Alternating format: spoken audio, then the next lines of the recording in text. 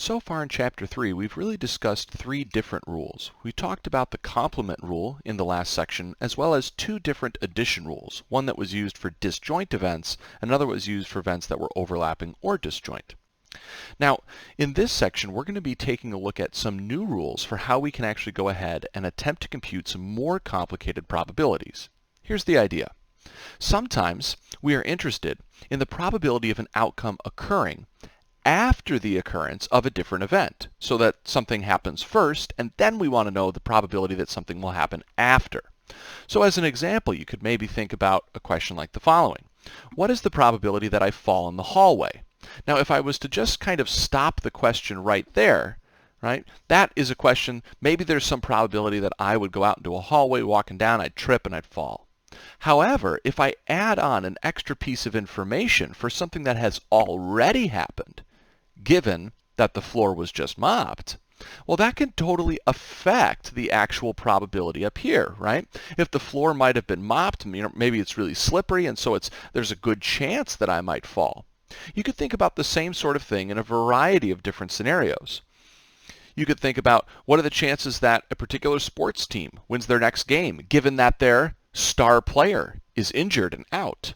You could say, what are the chances that I get into a car accident the next time I'm driving, given that a snowstorm just occurred, right? Depending on that extra bit of information, the way that we interpret that probability and the value that we might associate with it could change drastically. So this is what we refer to as a conditional probability. Specifically, it's the conditional probability of something called A happening, given that or assuming that B has already happened. Now we're going to have a symbol in place for this word given, or this idea of given, and it's going to be this vertical bar. So when I read this statement here, what this is going to be telling me is that I want the probability that A happens given that B has already happened. So it's important to note here that what is given in this notation, the thing that has already occurred or that I already know, is B, the thing that always comes after the bar. That's always the case with this notation. This A that shows up front, well, that's really what we want the probability of. So what we want the probability of. So I want the probability of A given that B already happened. Now, you can see here that I kind of have a complicated chain of equality here going on, because there are actually two different ways that I will often think about evaluating a probability like this.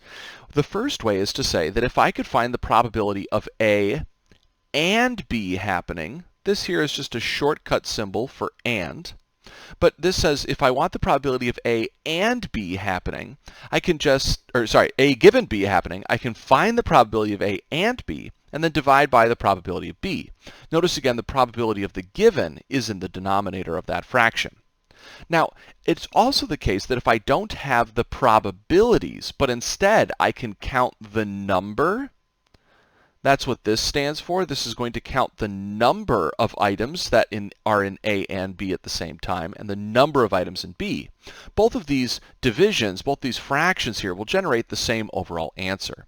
Of course, both these are under the assumption that the denominators of the fraction are not 0. Now, we'll see some examples of how to use this, so if it still seems a bit strange at the moment, don't worry too much about it. Notice, though, that I can actually go ahead and reverse the order of A and B. This would then say I'm looking for the probability of B happening given that A has already happened, or I already know A is happening. So notice that the only thing that really changes is the denominator of the fraction, right? The rest of the formula seems identical. So I'm still going to need the probability of A and B, and then my given, which is A, it came after the vertical bar, that shows up in the denominator. So let's put this to use really quick and see how we could do some questions that require us to calculate some conditional probabilities. Let's take a look. Example number 1. The data in the table below represents the marital status, the most recent marital status, of males and females 15 years old or older in the United States in 2010. Use the data to answer the following questions. Now you may notice that this is actually a question that we looked at in the last section, and we had some different symbols that we use to represent each of these different categories. We had M for male and F for female. I think we had N for never married. We had MA for married, W for widowed, D for divorced, S for separated. And so I can go right down here and immediately start to write out all the different things that I need to answer this question. Remember, on each of these questions, you must write probability notation. All right, so let's see what we have here. Find the probability that a randomly selected individual is widowed. Okay, this is so easy, right?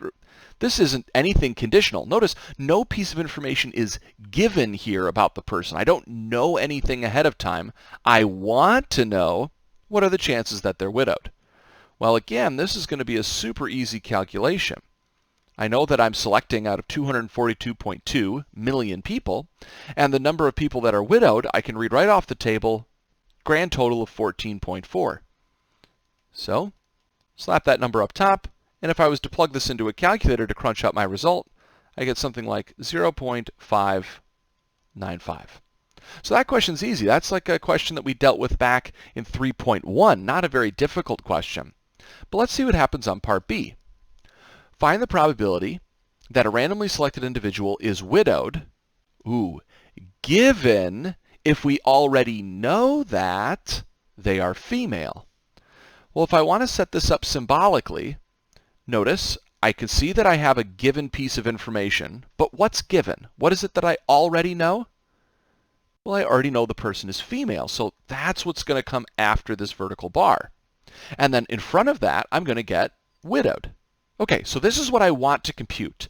Now, obviously, I'm not going to jump right to an answer because I don't know what that probability is. I don't even have to start guessing what numbers I need to use. I'm going to go right up here and I'm going to follow the formula, which says I should calculate either the probability or the number of individuals that are in A and B at the same time, and then divide by the probability of the thing that's given.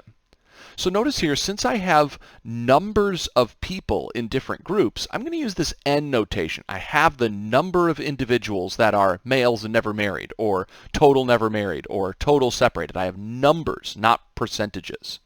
So I'm going to go ahead and just state that this is going to be equal to N, the number of people who are widowed and female at the same time, divided by the number of people that are female. That's what the formula tells me I need to compute in order to get this probability. Okay, so then let's just find each of these one at a time. Okay, let's see. Number of female, I'll start with the bottom, that seems easy. Let's see, the number of females is a grand total of 124.4 million people. Now, number of people that are widowed and female, let's see, here's widowed. Female, it looks like that would be this 11.4 right here. So 11.4. Notice that when you're dealing with a conditional probability, your denominator will no longer be this grand total. Essentially what we've done is we've said all that we care about now is just these females, and we want to know out of the females how many are widowed. And so our denominator changes there. If I was to go ahead and type this into a calculator, I get a number like 0.0916. So there we go. All right, let's try another one of these to see if we can continue to work with this and get more comfortable. All right, part C. Given that a randomly selected individual is male, what is the probability that the individual has never married? Now, it's at exactly this point in the semester where I have to go ahead and really try to help convince you that you need to treat this class more like an English class than you would a regular math class. In a regular math class, we build a lot of bad habits where we're just kind of told to pick out key buzzwords in a sentence and just try to, pull out some random formula that we know we're supposed to use. That's not exactly what we need to do here. We need to make sure that we read this sentence and think about what it's actually saying. Now that may sound like it's a very simple task or maybe even a no-brainer, but it's actually something that you might find yourself from time to time not doing. So think about this sentence here really quickly. Given that a randomly selected individual is male, what is the probability that the individual has never married? do we already know something here about the person that we are going to select? Well, yeah, we already know that. We already know that the person is male, given that a randomly selected individual is male. So I can see that I have a conditional probability here and that I'm given male. What is it that I don't know about the person yet, but I'd like to see what the chances are for that property becoming true? Well, yeah, it's never married.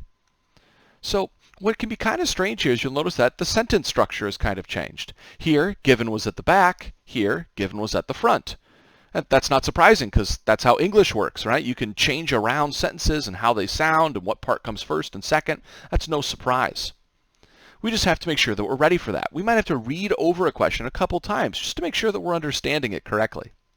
Notice that once we're here, though, this becomes extremely easy. Notice I need to count the number of people that are in group N and M at the same time. And what am I going to be dividing by? The number of people in which group? Well, you should have M. Remember, you're always dividing by the number of people in the given group. Okay, so I can just go right to my table. My numbers should be sitting up there, and we're pretty much done. Let's see. Number of total males is 117.8 million. Number of people that have never married and are males. Let's see, never married and males. That's what, 40.2 million?